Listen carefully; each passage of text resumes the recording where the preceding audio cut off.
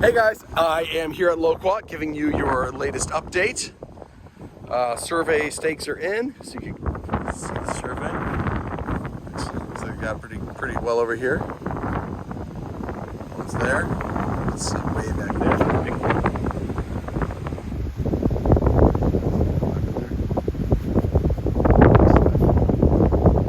All right. House is looking real good. House is looking real good. Obviously dried in, stuccoed. Not all the, yeah, all the stucco's up. Stub outs. Let's see what we got.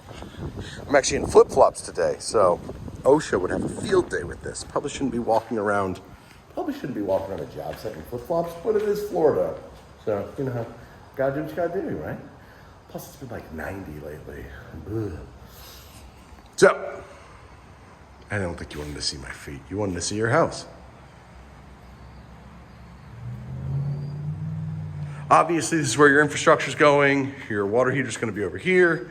Your HVAC is going to be here. Electrical panel there. All stuff you recognize. Attic access. Nice tall ceilings in here. Really appreciate that. You'll be able to put in overhead storage, should you choose. Laundry room, which we know everything's finished now. We have our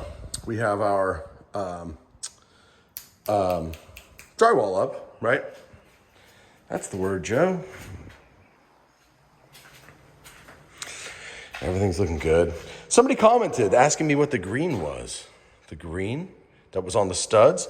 It is a anti-termite kind of spray that they do on like the bottom couple feet here in southern states to prevent termites from coming in your property, from chewing up your wood, which is funny. Even on a block construction home like this, it's still I have this conversation all the time. Yeah, it's block construction, but all the interior framing is typically wood. Your rafters up there, your trusses, they're made of wood. So yeah, you never want to be ignorant about the possibilities of the termites. So, fun little education opportunity here again. We have three kinds of drywall here. This is a perfect opportunity to show you. That is called cement board, and it is required on like a truly wet area. Shower, wet, cement board. This is called green board. I don't even think it's green though. This one's blue, so I don't know why they used to be green. And it's for areas that are prone to getting wet, as in behind where the sink is, and then there's just drywall, right?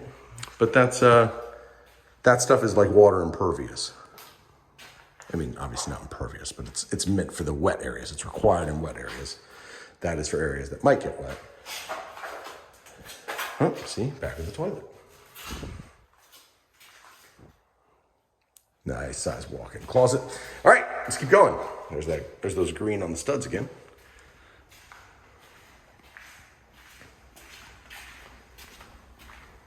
Drywall's looking good. Looking good. Front office. This is something that I'm going to point out. Although I know we talked about it already, but I just like reminding people. Love it. So there's your air drop. That's where your cold air comes in, and there's your return air duct. It's nice to have those return air ducts in the rooms because then when the door is closed, the cold air can blow in, the whole hot air can go out, and the AC works efficiently and all the rooms stay evenly, heated and cooled even when the doors are closed. Otherwise, you start having issues like once you close the door, if there's no way for the old hot air to get out, the new cold air can't get in.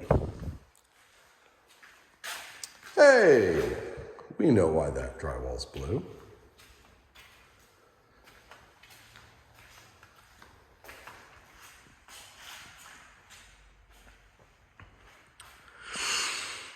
Good stuff. Good stuff.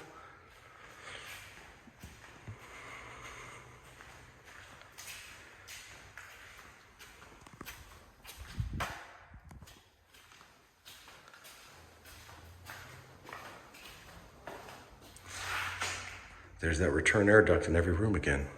That is not something they were doing forever. My house that was built in the 80s does not have that. That's a much more modern thing. You just don't see it that often. All right. Oh, you wondering why that tub is full of water? I could tell you. Well, they fill it up with water, so the gravity helps hold that thing and seat it in place while all the adhesive dries. I need to figure out how to do like that star that says like the more you know, and then flash it across videos. I think it'd be fun. I'm just, I don't. Project for future Joe to work on. There you go. House is looking great. Still coming along. As always, if you have any questions, give me a shout. I'll talk to you soon.